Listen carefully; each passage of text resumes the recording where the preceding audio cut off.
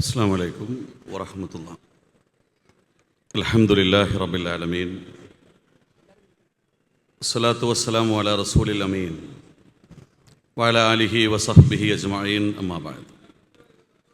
അഊദു ബില്ലാഹി മിനശ് ശൈത്വാനിർ റജീം. ബിസ്മില്ലാഹിർ റഹ്മാനിർ റഹീം. യാ അയ്യുഹല്ലദീന ആമനു തഖുല്ലാഹ ഹഖ തുഖാതിഹി വലാ തമൂതുന്ന ഇല്ലാ വഅൻതും മുസ്ലിമൂൻ. ഐതിഹാസികമായി കൊണ്ടിരിക്കുന്ന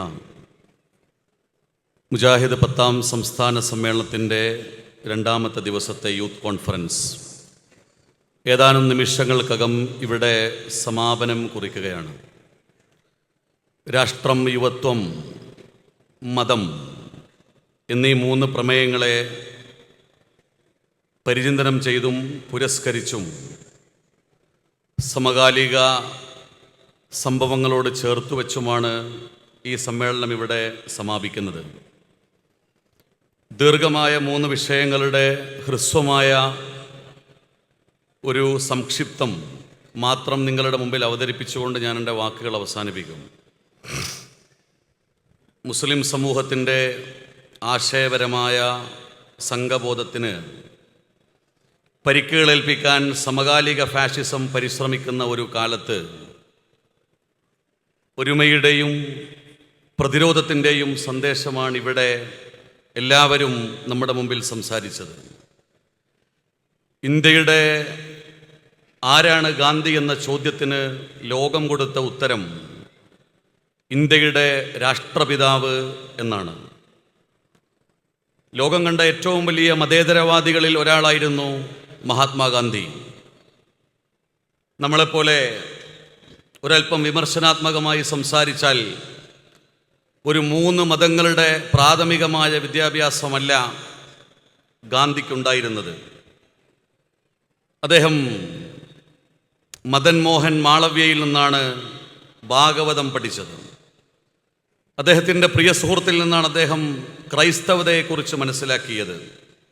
ഇംഗ്ലണ്ടിലെ പഠനകാലത്താണ് ഗാന്ധി ബുദ്ധചരിത്രം പഠിക്കുന്നത്. എഡ്വേർഡ് എഴുതിയ പുസ്തകത്തിൽ നിന്നാണ് അദ്ദേഹം ലോകത്ത് അറിയപ്പെടുന്ന നാഗരികതകളെക്കുറിച്ച് മനസ്സിലാക്കുന്നത്.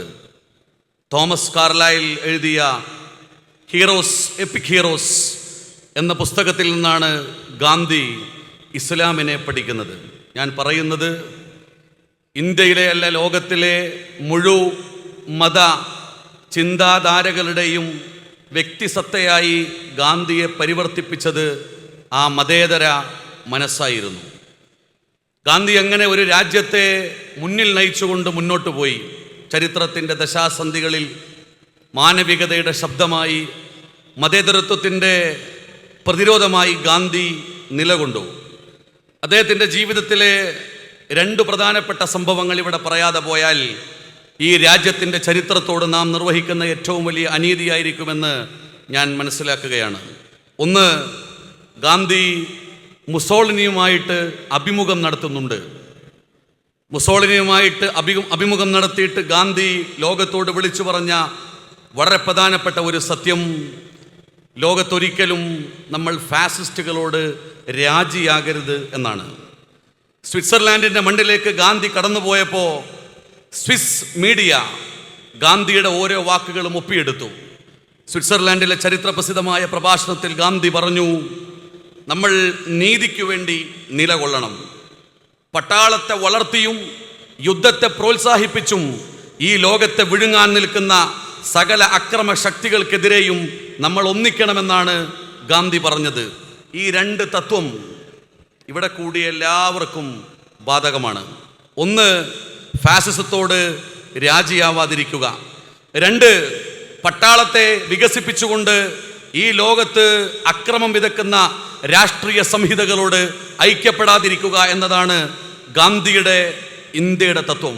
എന്നാൽ ഇന്ത്യയിൽ നമ്മൾ കാണുന്നത് അങ്ങനെയുള്ള ഒരു രാഷ്ട്രീയമല്ല, മറിച്ച് തീർത്തും വിഭിന്നമാക്കപ്പെട്ട ഭേദങ്ങൾ സൃഷ്ടിക്കുന്ന, വൈരങ്ങൾ സൃഷ്ടിക്കുന്ന, ശത്രുവിനെ ഉൽപ്പാദിപ്പിക്കുന്ന ഒരു പ്രത്യയശാസ്ത്രത്തിൻ്റെ പ്രവർത്തനം ഈ രാജ്യത്തിൻ്റെ പ്രബലമായ രാഷ്ട്രീയമായി മാറുന്ന കാഴ്ചയാണ് ആധുനിക ഇന്ത്യയിൽ നമ്മൾ കണ്ടുകൊണ്ടിരിക്കുന്നത്.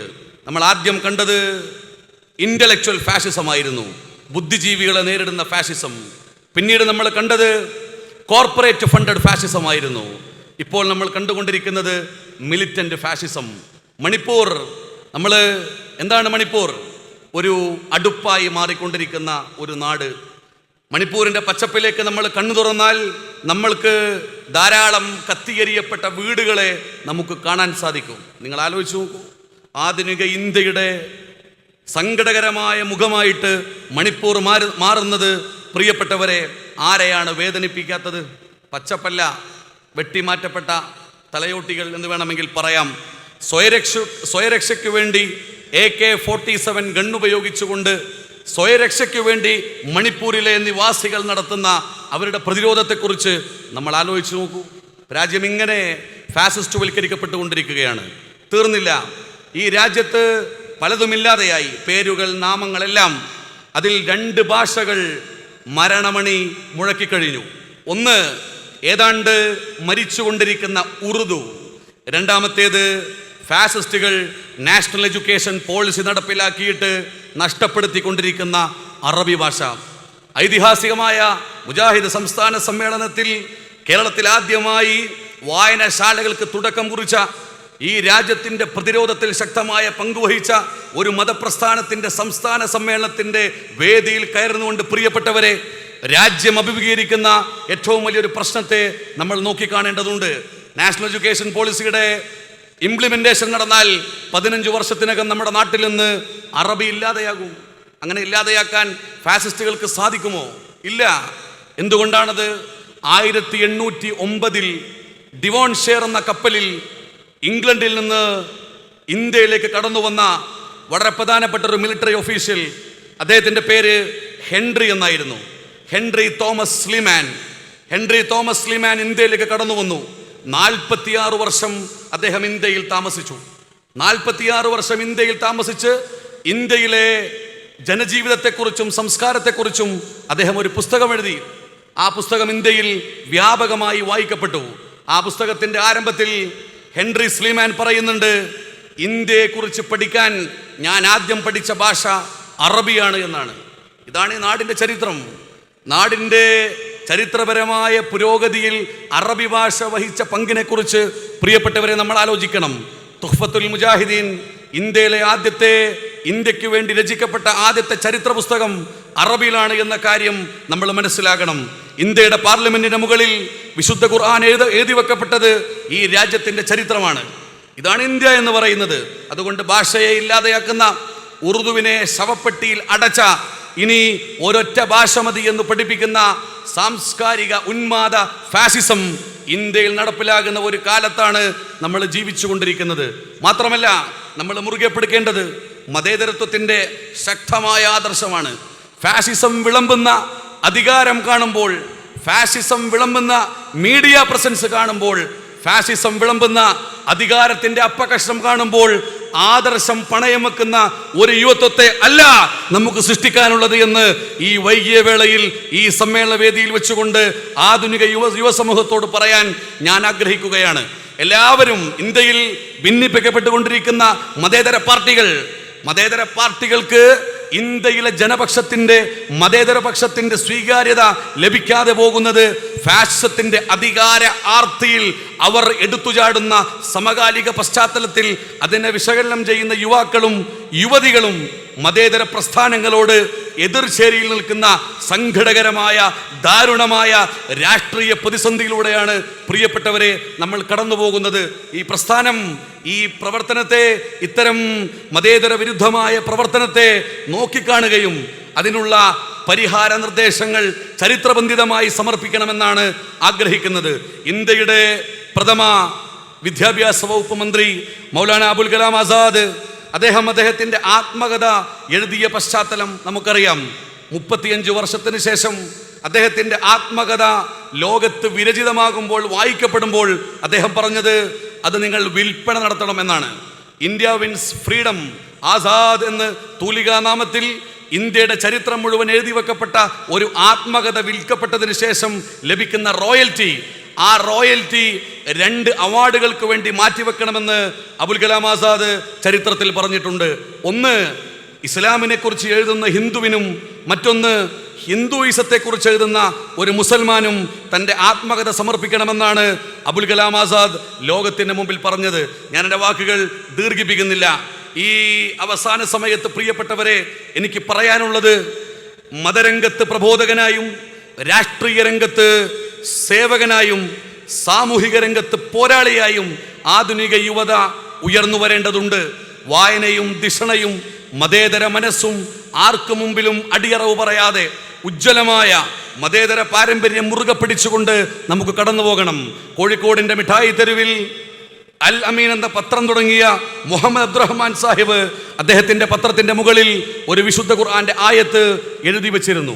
യാ അയ്യുഹല്ലദീന ആമനൂ ഖൂമൂ ഖവാമീന ബിൽ ഖിസ്ത്, നിങ്ങൾ നീതിക്ക് വേണ്ടി സാക്ഷ്യം വഹിക്കണമെന്നാണ്.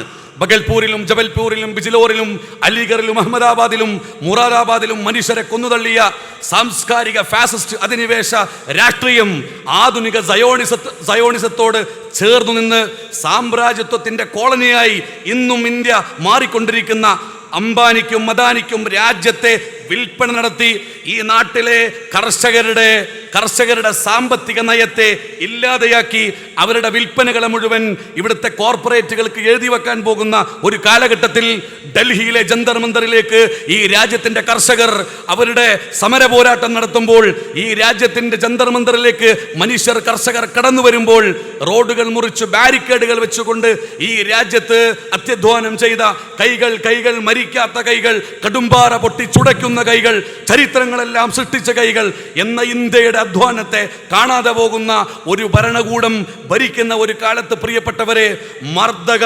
ഭരണകൂടത്തിനെതിരെ മതേതര മനസ്സുമായി മാനവിക പക്ഷത്ത് അടിയുറച്ചു നിന്ന് മുന്നോട്ട് പോകാൻ നമുക്ക് സാധിക്കേണ്ടതുണ്ട്. ഞാൻ എൻ്റെ വാക്കുകൾ അവസാനിപ്പിക്കുകയാണ്. ഈ സമകാലിക ഇന്ത്യയിൽ നമുക്ക് ഏറ്റവും കൂടുതൽ വേണ്ട വികാരം ഏതാണ്? ജനാധിപത്യമാണോ? മതേതരത്വമാണോ? അതല്ല മറ്റു പല രാഷ്ട്രീയ സംഹിതയിലേക്കുമുള്ള എടുത്തുചാട്ടമാണോ? ഇതിനേക്കാളുമൊക്കെ വലുത് നമുക്ക് വേണ്ടത് ദേശീയത എന്ന വികാരമാണ്.